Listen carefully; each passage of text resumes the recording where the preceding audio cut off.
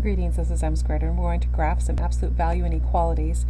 It's always a good idea to keep in mind your parent functions and their transformations. I gave a quadratic example and a square root example here, but for the absolute value, you just remember that that's the parent function. When you have things inside the parentheses or outside the parentheses or negative signs, they do different things to the graph. So you need to remember what moves things left and right, up and down, what reflects over which axis, what shrinks and stretches vertically or horizontally. So if you don't have that written down, it might be a good idea to pause and look at that or make a little note card, because that's really important.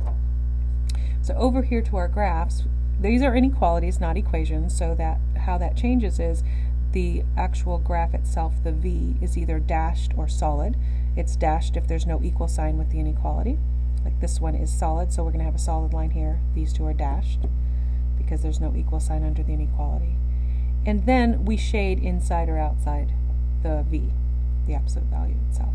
So if you remember this, two things are happening, and we could change that so that maybe it's a little bit easier to see. We could say negative x plus 5.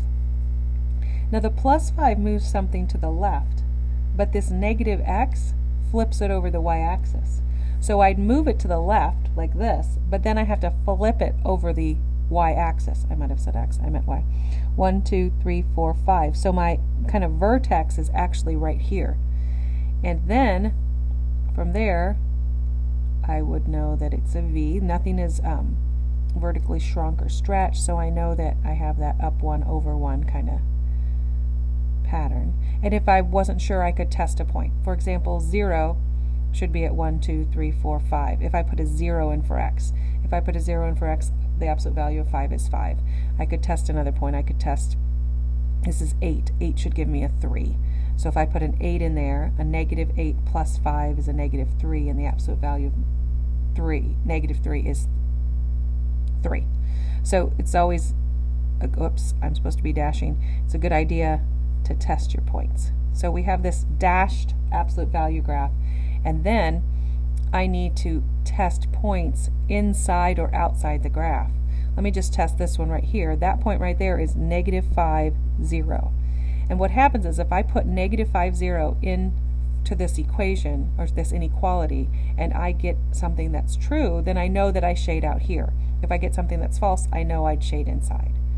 So I take the y, this is my point I'm testing, and I say 0 is less than the absolute value of 5 minus a negative 5. Well, those two become positive, and I get the absolute value of 10. Is 0 less than 10? Yes, it is. So I know that I would shade out here. Now, the same respect, you could test a point in here. Like, a point in here would be like 0, 10. So let's test 0, 10. That would be right there. If I put 10 is less than the absolute value of 5 minus 0, then I'd get 10 is less than 5. That's not true. 10 isn't less than 5. So I know I wouldn't have shaded here. So that's how it works if it's false. Okay, let's move on to this one. This reflects it over the x-axis. This one vertically stretches it, so instead of that kind of up 1 over 1, I'm going to have an up 2 over 1 kind of thing going on, but we can always make a little chart.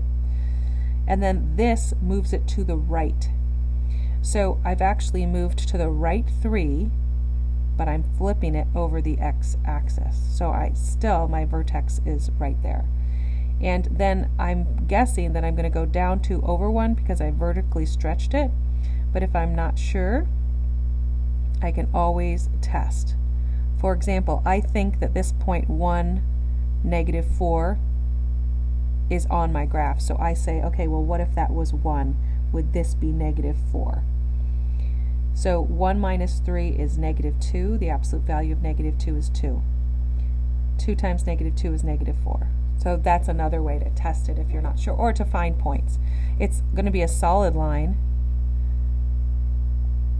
because of that equal sign as part of it's greater than or equal to. And now I want to test a point. So 0, 0, I'm just going to pick 0, 0 because that's an easy one to pick.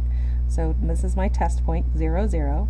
So I put 0 in for y, and I put 0 in for x. 0 minus 3 is negative 3. The absolute value of negative 3 is 3 times negative 2, so that's a negative 6. Is 0 greater than or equal to negative 6? Yes, it is. That means this point right here is true. So I shade out here. So my solution set is everything out there. Okay, last one. I need to get y alone. It's much easier to graph when we get y alone. So if I minus 3 from both sides, I get, well, the absolute value of x is minus 3 is less than y. But if I want to switch it around so y is first, I could say y is greater than. Notice that's a less than, but when I put the y on that side, see how the greater than is towards the y, so I need the greater than towards the y when I flip it around.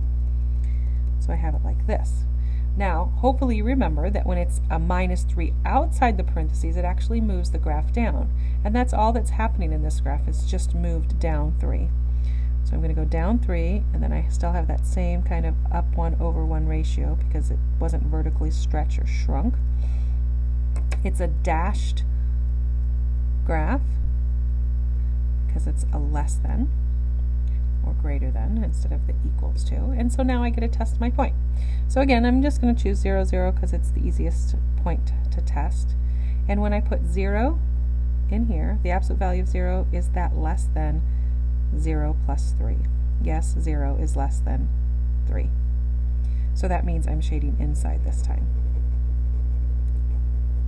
And again, if I picked a point out here, let me see, if I picked let's say 6, negative 2. You can pick any point, but it has to be either inside or outside, not on the line.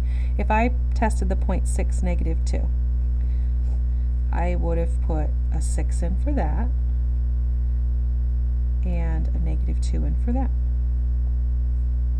So the absolute value of 6 is 6. Is 6 less than 1? No, it's not.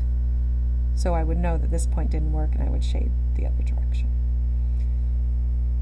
So it's not too bad if you remember all your little transformations and your dash. There's a lot to remember, so you might want to keep a little note card until you get really good at remembering all those steps.